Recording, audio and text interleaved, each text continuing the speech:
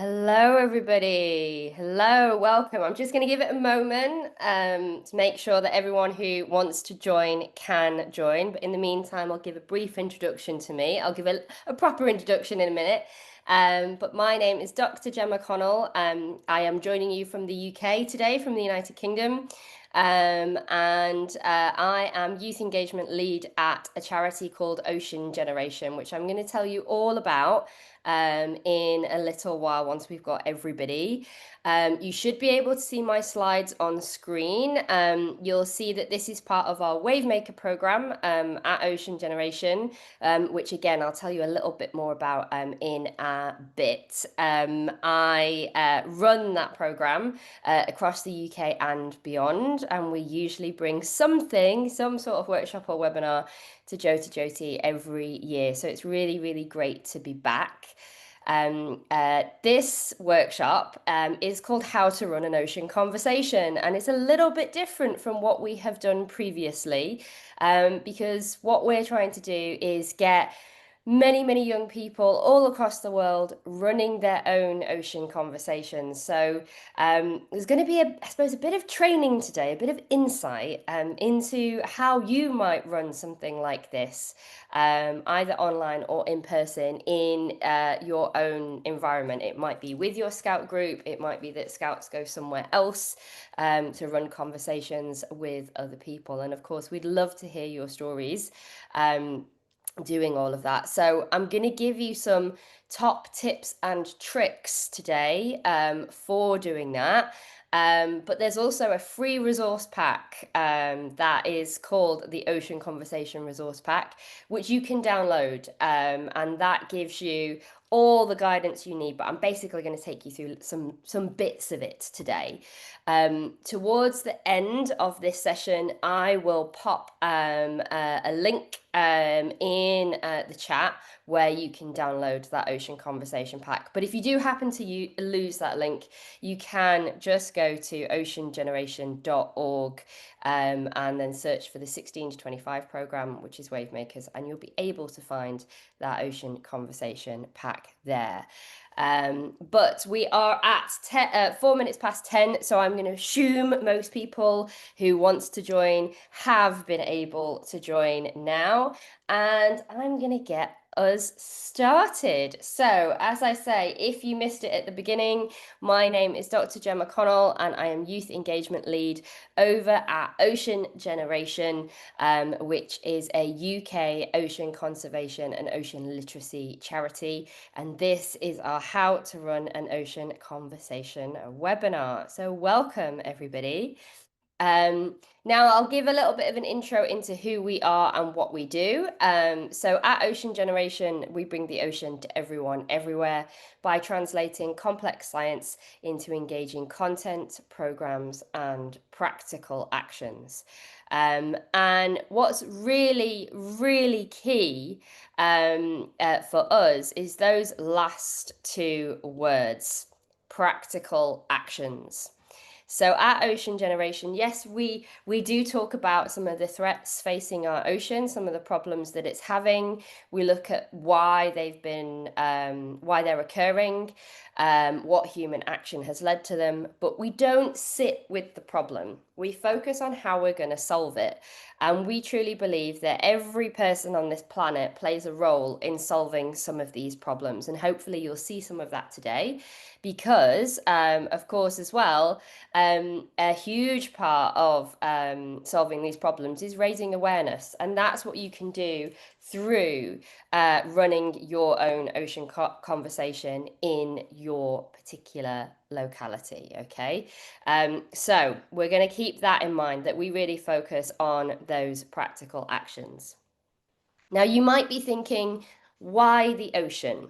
Lots of conservation organizations, they look after the land because that's where we live, right? Well, that's true, but the ocean is our life support system in many ways. Every second breath you take comes from the ocean. What do I mean by this? Well, we're breathing in oxygen. We're breathing in many things, but the oxygen is the bit that we really need. And over 50% of the oxygen that we're breathing in right now has been created by plants and organisms that live in the ocean.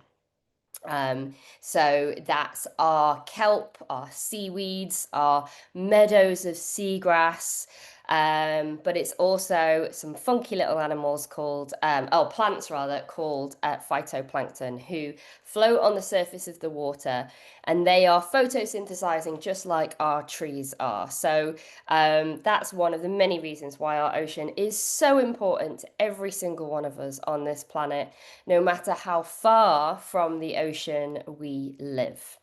It also provides water, it provides our food, it connects us. There are lots of medicines that we have kind of found through the ocean. So, yeah, there's a lot of things that our ocean brings to us, and that's why it's important to every single one of us.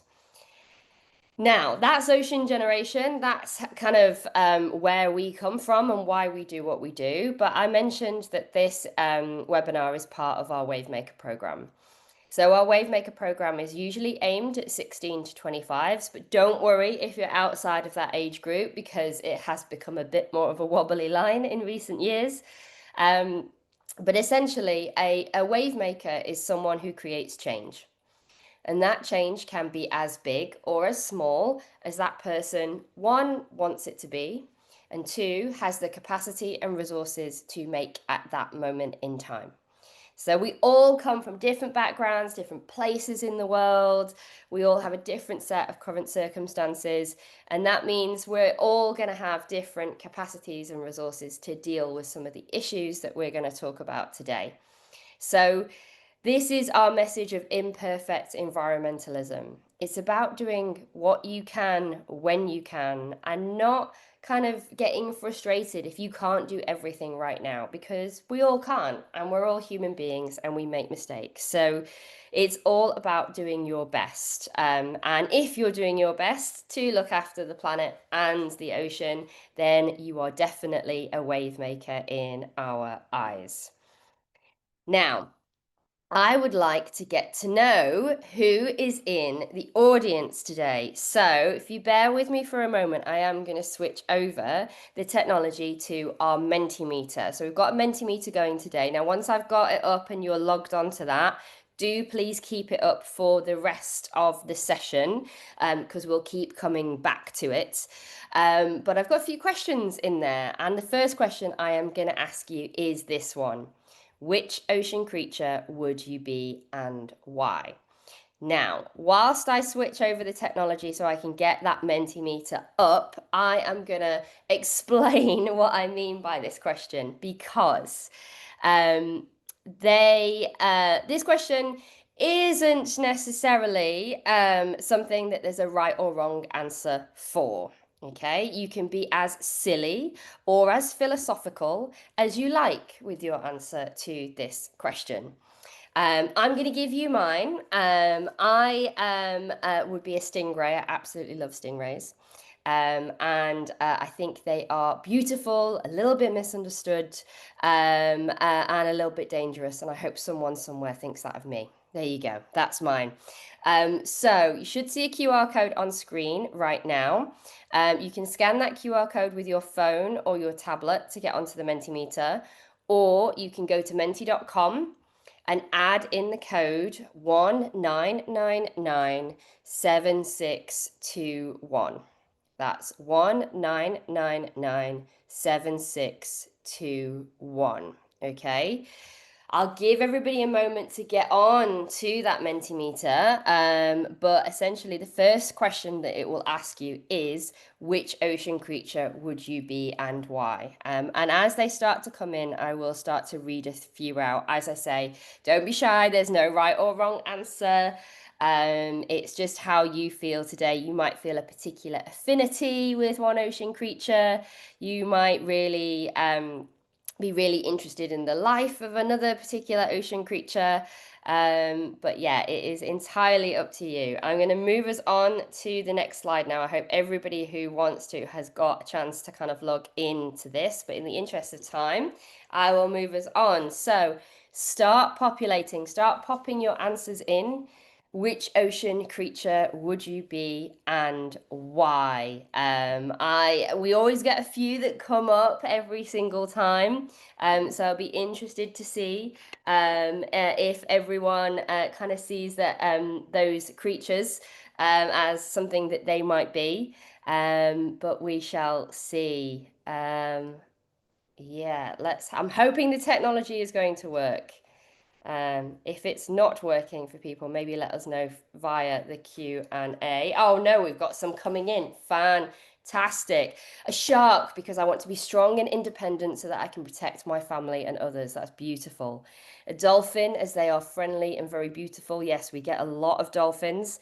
A whale, because it was a big ocean creature. Okay, yeah, it is. In fact, a whale is the blue whale is the largest animal to have ever lived. We've got some more sharks in there. We've got another dolphin, and quite a thoughtful answer for a dolphin. Intelligent, social, playful, but also deeply intuitive and protective of others. Dolphins communicate clearly and work well in groups. I love that. And the tiger shark. Oh, I think this is the first time I've ever had a tiger shark. Oh, we've got a turtle as well. A few people feeling slow today and feeling an affinity with turtles. Amazing, everybody. Thank you so much for that. Do keep popping your answers in there because I will have another little look later and see what kinds of ocean creatures that we've got in the room. But for now, again, bear with me while I switch back to our lovely presentation, and we're going to get into the nitty gritty of today, and particularly looking at the ocean conversation pack that I mentioned and how you can get involved. So as I say, I will pop in the download link to this into the chat at the very end. But we have a resource pack called the Ocean Conversation Pack where you've got facilitation tools, you've got pointers for making your ocean conversation as sustainable, or what we call ocean intelligent, as possible. You've got some starter science in there if you're thinking, I really care about the ocean and I want to talk about it, but I'm not sure I know enough science to run an ocean conversation. Well, we have got that covered for you. And what I'm going to do today is I'm going to talk through a couple of different bits of the pack, particularly the starter science, and also a couple of facilitation tools which we're going to try out as well. So you can get a little taster for it, and then hopefully you'll want to run your own ocean conversations as scout groups across the world. So with that in mind, we're going to really dive in to how you might go about running your ocean conversation. But we're going to start with just a little bit more context around the importance of our ocean. Because as I mentioned, every second breath we take comes from the ocean, but there's so much more that it brings to us. Our ocean supports all life on Earth. It is home to thousands of plants and organisms, and yet scientists estimate that 91% of ocean species are yet to be discovered. So what that means is that of all the ocean creatures we do know something about, they're only a fraction of the ones that potentially exist. So we still need to do lots more research to find out more about those amazing ocean creatures, some of which you have just mentioned. Another key message we have at Ocean Generation is ocean, not oceans. Now, I remember at school learning about the 5 world oceans. So we have the Atlantic, the Pacific, we have the Indian, the Arctic, and the Southern Ocean. And whilst these are great labels to know where in the world we are talking about, at Ocean Generation, we simply prefer to refer to them as one ocean because they are all interconnected. And in fact, all of our waterways, so our rivers, our canals, even the water in your toilet is connected to the water in our ocean, which is why we need to be really careful about what we're putting where. Because what happens in one part of the ocean will affect the other parts too. So I mentioned earlier that I am talking to you today from the UK, so I am going to use the UK as an example. If our actions pollute the River Thames down in London, here in the UK, this will impact the water in the Pacific Ocean because those rivers take whatever pollution is in them to the ocean, and then ocean currents move around and take all of that pollution all around the world. So whatever we do locally has an effect globally. And that's also when we do good stuff, it also has an effect globally as well. Now, that's some top line information about ocean generation, about the ocean, about why it's so important. And hopefully, I've got you excited to run your own ocean conversation, to speak to some of your peers, maybe people who are older than you, maybe people who are younger than you, and get them talking about why our ocean is so important and how every single one of us can do something to protect it. And maybe in your ocean conversation, you can brainstorm that. And every time one of the reasons we developed the Ocean Conversation Pack is because every time I run a workshop, I get people asking me, Gemma, how can I do your job? How do I learn those skills? So those skills are in this pack, and we're going to go through a few of them today. The idea of the Ocean Conversation Pack is not to tell you what to do, okay? It's a mentor, not a teacher. The idea is to ask you the right questions and guide you to the ocean conversation you want to run. We're not telling you how to do it, okay? But there's lots of examples in there for things that you might want to do. Now, you could be part of a youth group, as many of you are with the Scouts. You could be living by the ocean, or maybe you've noticed a huge amount of plastic on your beach. You might want to hold an ocean conversation centered around plastic pollution with the aim of finding solutions to it in your local area. Equally, you could be part of a university environmental society, and your mission is to encourage university students to think, or rethink rather, their activities in relation to climate change. So, your ocean conversation in that case could be about what your university does to combat climate change and where changes still need to be made. So, those are two examples to show that an ocean conversation looks different depending on what you want to achieve, who you are, and who you're talking to. Okay, so it's very much something that will be your own. And I'm going to show a few building blocks for how you create that over the course of the rest of this workshop. Let's start with the starter science. So as I say, you might love ocean creatures, as we've certainly seen with the Mentimeter, and you might really want to protect them, but science maybe hasn't been your thing, and you're thinking, oh, how do I start a conversation about this without knowing that much about ocean science? Well, lucky for you all, in the Ocean Conversation Pack, we provide some starter science to get you going, and it is broken down and made a lot more simple than we usually find it on the scientific papers. So I'm going to give an example of that now. Because something we really, really want to get people talking about with their ocean conversations is our impact on the ocean. And this is where I come back to imperfect environmentalism as well, because at Ocean Generation, we want to submerge ourselves in the wonder of the ocean and appreciate it, but we want to do that leaving no trace or as little trace as possible. And the example of the diver on this slide is a great way to talk about this. Many of us at Ocean Generation are divers and like to go and visit ocean creatures in the ocean and learn all about them. But a good diver leaves no trace behind. Okay, so a good diver doesn't step on coral reefs, doesn't take anything away from the ocean.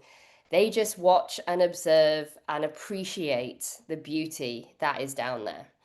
And we want to try and be able to apply that to everything we do on this planet. to be able to still have those wonderful experiences like getting on a plane and going on holiday, or experiencing nature in as many ways as possible.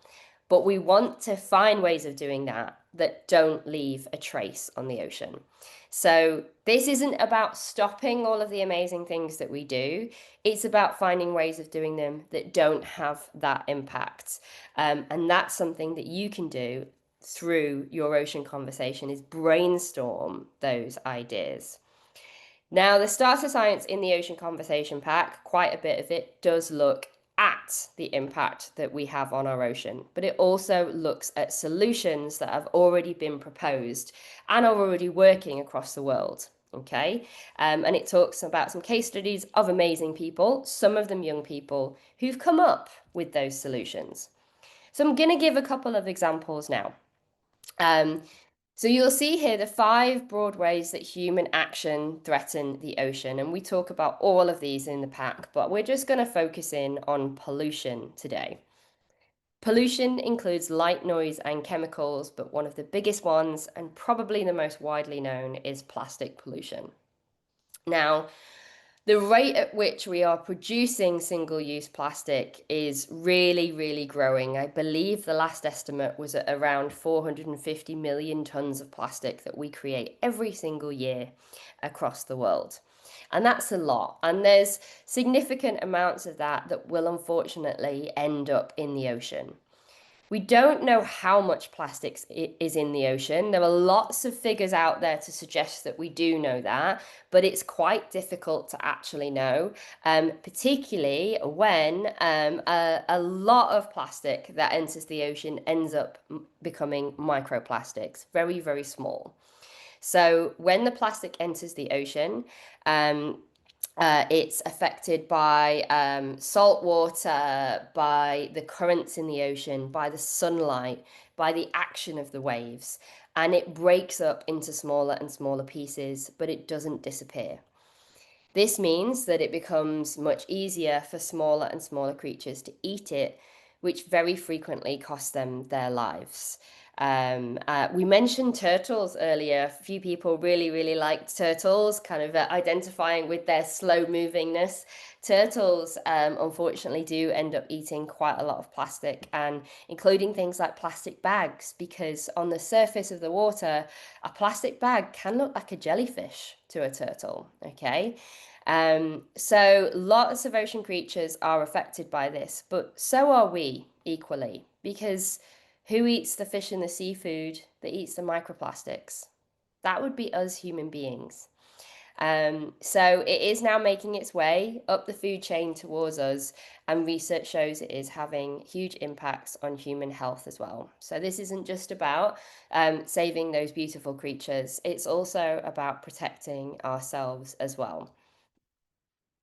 And the Ocean Conversation Pack gives a few solutions to this as well, because what would be really great is if we started rethinking our relationship with plastic altogether, looking at where we actually need it or where we could use something else. And with that whole idea of wanting to still do all of the things that we do, but find a way of doing it that doesn't leave any trace, many scientists have been looking for alternatives to plastic. Now, the difficulty has been in finding a material that does the same thing as plastic, but doesn't have the impact on the ocean that single-use plastic does. So there's a reason we use plastic, right? We wrap it around the food that we eat to keep it fresh, for example. It's used a lot in medicine and healthcare, and single-use plastic in those cases is often done for a very important reason: to keep things sterile, to protect patients and doctors and nurses. So we have developed it for a reason, and we have developed or designed plastic to be this kind of material that we want to last forever. But unfortunately, we've started treating it as single use and just discarding it after one use. So, what some scientists have tried to do is use seaweed. It turns out that seaweed has some of the same properties as plastic. It's quite durable and it can be molded into shape. But of course, the idea is that if something is single use, made out of seaweed, and it makes its way back into the ocean, that's okay because that's where it came from. So it won't have that same impact on the ocean as plastic does. Now, this is not the only solution, and it can't be the only solution, because if we were to just farm seaweed everywhere for the amount of plastic we're currently producing, that would cause other problems. But it's a great way of seeing how we can be really innovative in suggesting solutions to our plastic problem. Now, you might not be a scientist who could come up with ideas like that, but there is a framework that we like to use that we think everyone can use to reduce their plastic pollution. And that is also described in the Ocean Conversation Pack. And I'm going to go through it quickly now. It's called the 5 Rs. And it's about how you can maximize your energy when it comes to tackling plastic pollution. So we'll start at the bottom here with recycle. It certainly surprised me to know when I joined Ocean Generation that only 9% of plastic is recycled globally, and of that, only 1% is recycled more than once, which means recycling is actually the least impactful action that we can take. Relying on recycling also means that we're actually still relying on single-use plastic, we're still producing it. So can we move further up this diagram? Can we reuse things that we already have instead of throwing them away after one use? That might be something as simple as collecting jars, cardboard, plastic bottles, and things like that for local schools or local theatre and craft groups. And you can donate to them and they can use it to create something else with it, for example. Moving further up again, we've got reduce and we've also got refuse. And I think these two go hand in hand, particularly with the little tote bag example here. Can we reduce the amount of plastic we interact with or refuse it altogether? This could be as simple as popping your reusable tote bag in your backpack of a morning, and that means you can refuse a plastic bag at the supermarket. It takes 30 seconds of preparation for you, but it means that we can stop some of that plastic entering the ocean. But the goal we want to be striving towards is that rethinking our relationship with plastic altogether. And that's where alternatives like seaweed come into. And maybe, you never know, in this Zoom room right now might be some of the next generation of scientists who've got some fabulous ideas for exactly how we go about doing that. Now, the reason I bring this up, because this is not just something you can talk about in your ocean conversation, but we really encourage any ocean conversations you run to also be as sustainable or ocean intelligent as possible. So, for example, thinking about how you promote your event, and can you do it through digital promotion only rather than printing loads of flyers that might just end up waste or end up in the bin. We can even look to the refreshments we provide and how they have been sustainably produced. How about team travel to get to the event if you're holding it in person? And what are the most sustainable ways of doing that? So that's also something you will find in the resource pack, is these ideas for how you can make your event as sustainable as possible as well, so that you're really practicing what you preach when it comes to that ocean conversation. Now, the really big thing that people like about this Ocean Conversation Pack, and the one they ask me about all the time, is the facilitation tools that are in there. How do we get people talking about these issues, which can sometimes feel like really serious issues? How do we get them talking in a really fun way, in a way that they're going to remember, so that they will take ocean action in the future? So there's a few things that we've got in the pack. And again, I'm going to give a brief overview of them now and a few examples to wet your whistle, as we say here in the UK, and hopefully encourage you to run your own ocean conversation using that resource pack. So we do ask you to consider your audience first and foremost in the Ocean Conversation Pack. Who is it that you're talking to, and what message are you trying to get across? You might be an older scout group wanting to speak to a younger scout group and get them on board. That's a very different conversation than if you were to talk to people the same age as you, for example. So there's lots of things like that we get you to think about in the pack. But we also look at various different kinds of facilitation tools, including icebreakers that are fast paced and get, people getting to know each other, like which ocean creature would you be and why, for example. There's practical tools that get people moving and thinking at the same time, because a lot of us are what we call kinesthetic learners. They have to move to think. So that's how we can also make our ocean conversation really fun. And then there's some discussion tools for a more in-depth look at a particular issue. And we also talk about consensus building, but I'm going to come to that in a little bit. Let's first have a look at some of the facilitation tools. And we're going to kind of try one out here. We are in a digital space, so it's a little bit different, but I'm going to talk through the opinion continuum here, which is one of my favorite facilitation tools. Takes about 5 minutes per question asked. So this is about asking a question or a statement to the group and getting their opinions on it. Okay. This is a great activity when you're discussing topics that you think there might be widely different opinions in the room as well.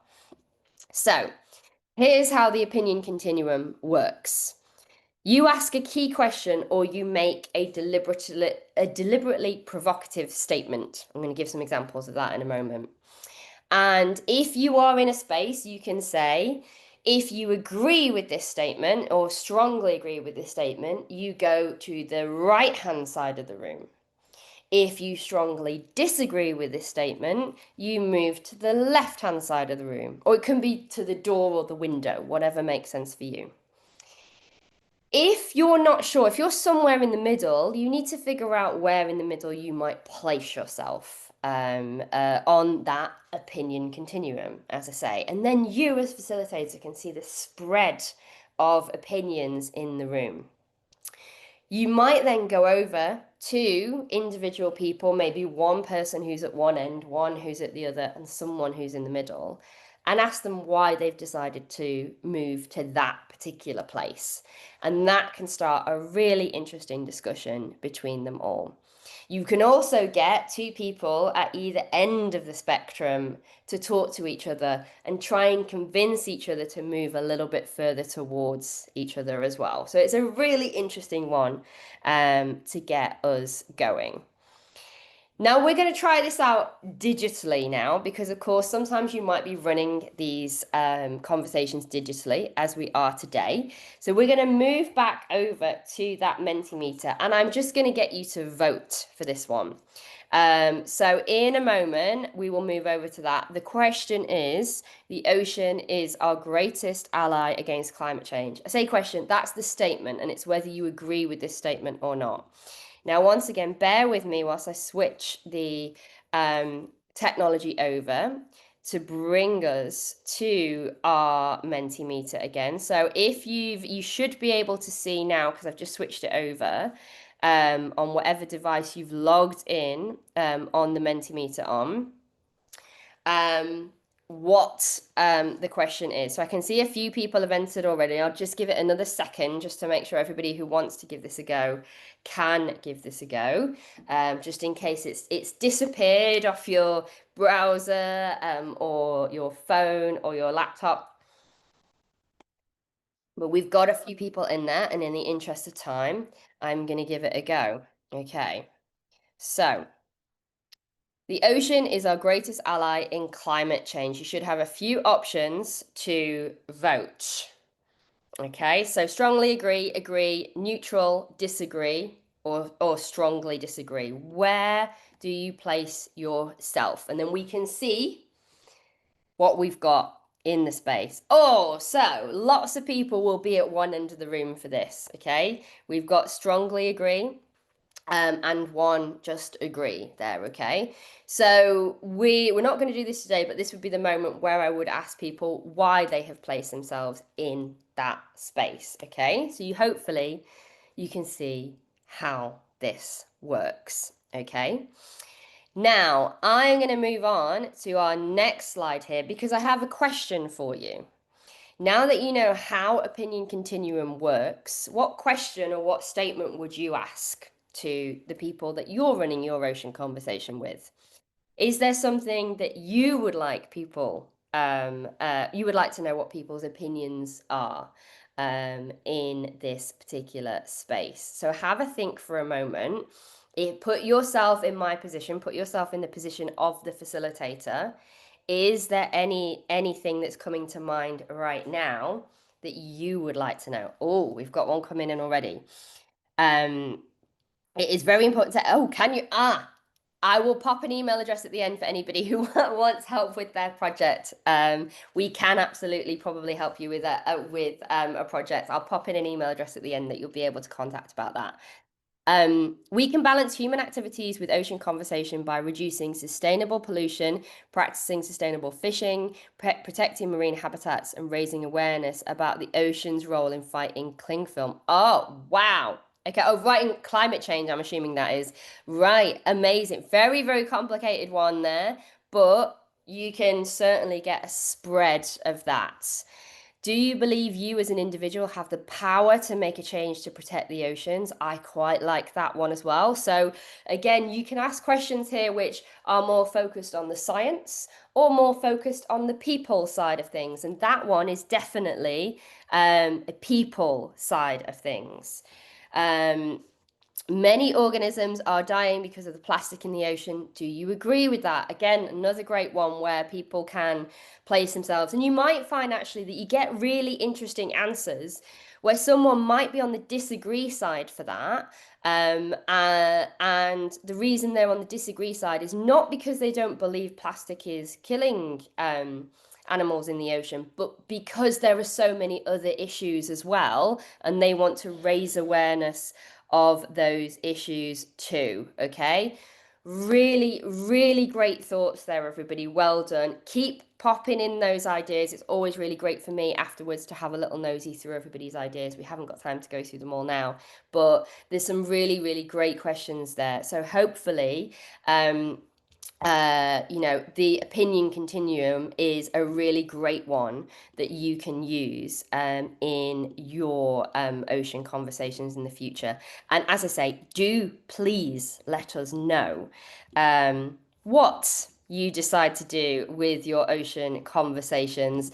I will show you in a minute or towards the end of today's session exactly how you can report back to us on what you've done, because we at Ocean Generation do really, really want to hear your stories for what ocean conversations you have run.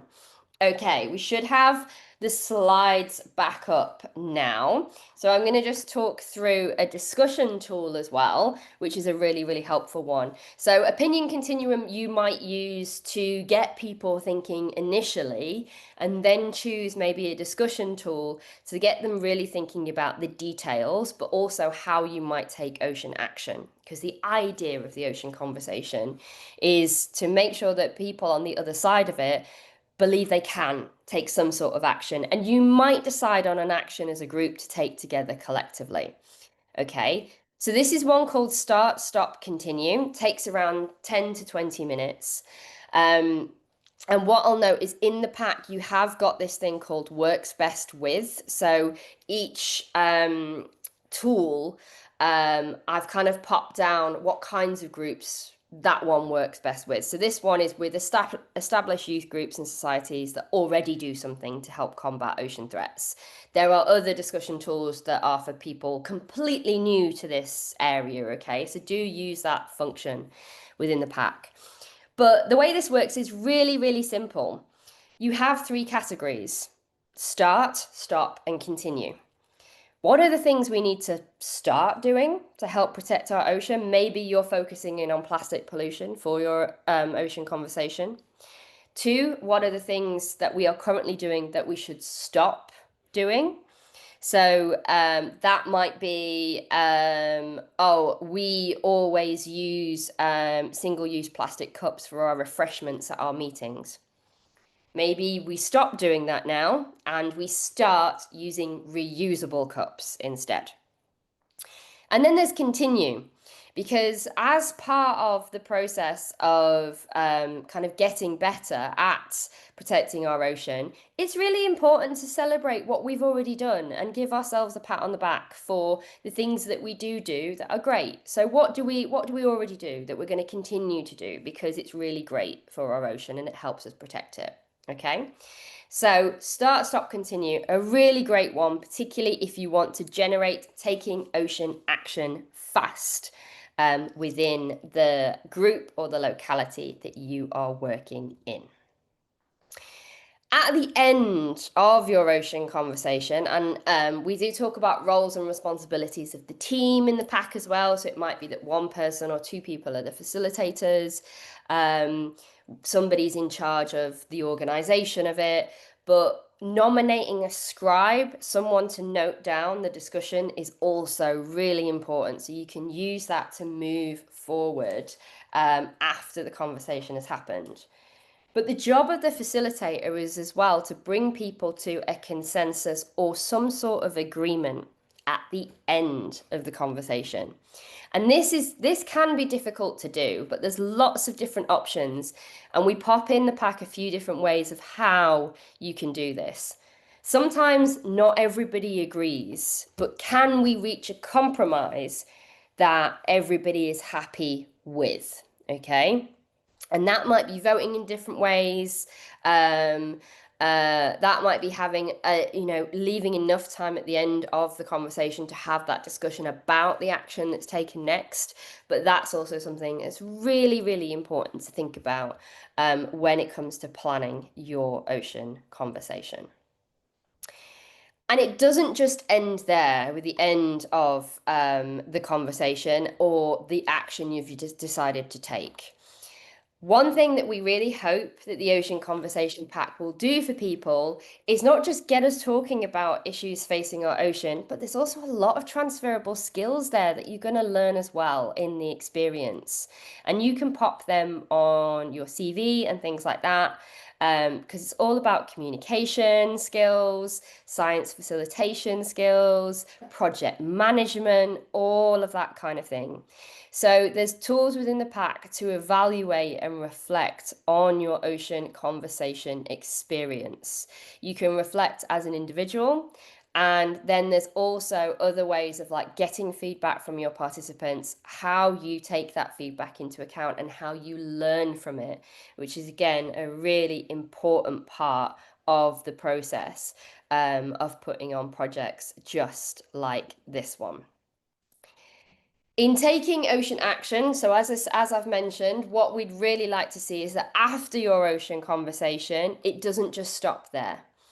So if your ocean conversation has been about plastic pollution around the coast because you live in a coastal area, it might be that the ocean action you all decide to take as a group is a beach clean, for example. It might be that a lot of the people that you've had the conversation with have been very interested in fast fashion and the impact of fast fashion on the environment. And so you might decide to run a sustainable fashion show to raise awareness of that issue, working with sustainable fashion brands, and really educating people on how fast fashion is not helping our planet at all. Or it might be something else, less of a physical project and more a youth-led manifesto that you decide to write that might steer the way your scout group works in the future in relation to issues around sustainability, the environment, and the ocean. Okay. And again, in the pack, there's lots of examples. We don't dictate which one you take. We want that to be your decision, whoever is leading that ocean conversation.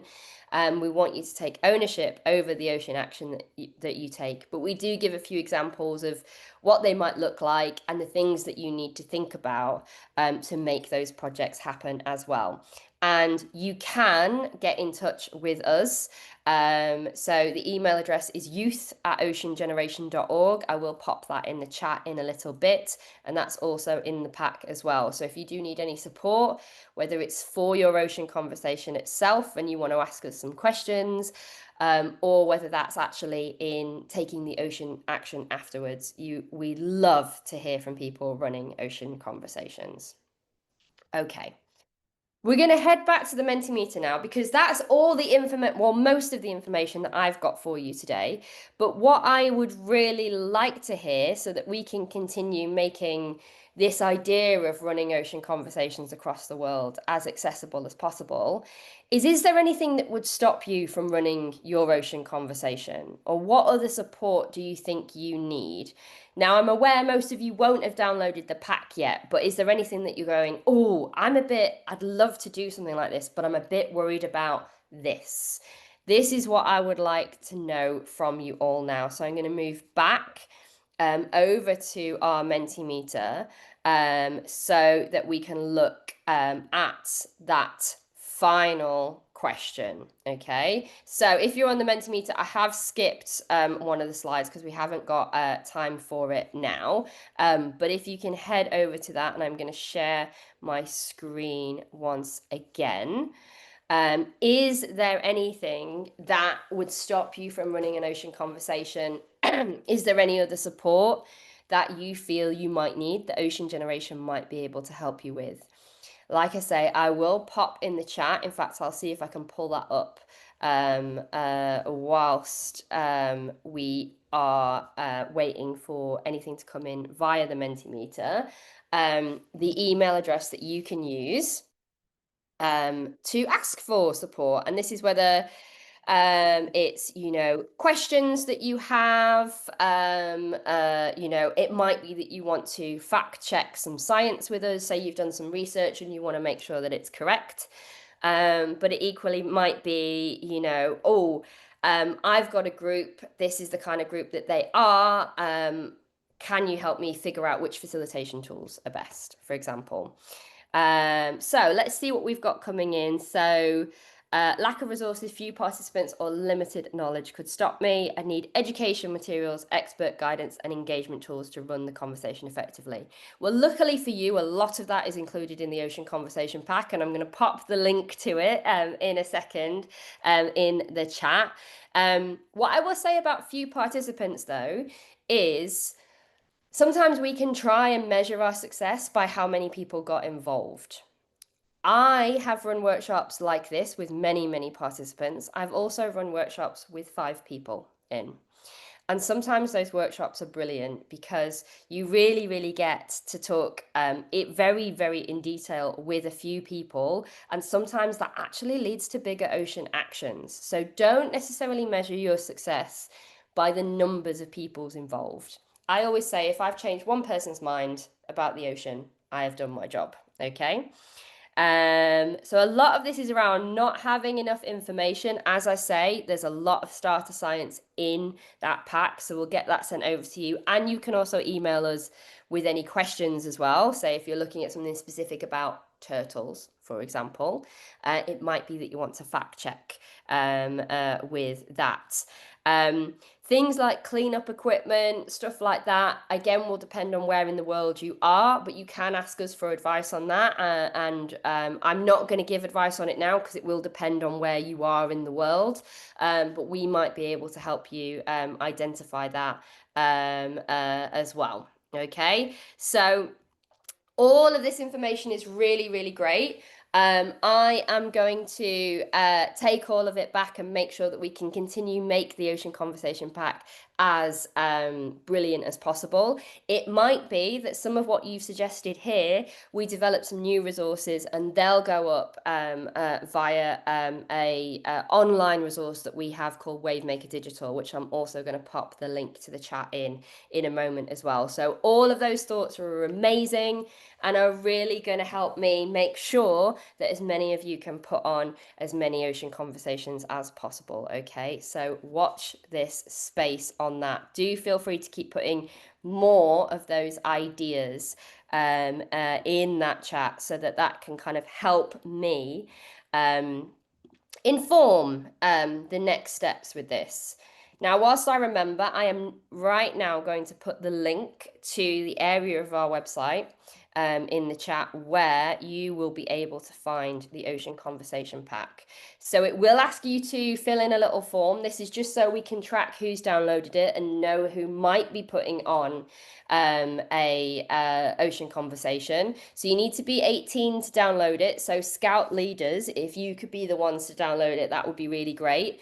And then that just means we've got your information so we can help support you as much as possible. But as I say, I've also popped in the youth@oceangeneration.org email address, which is where you can email us for support as well. Okay.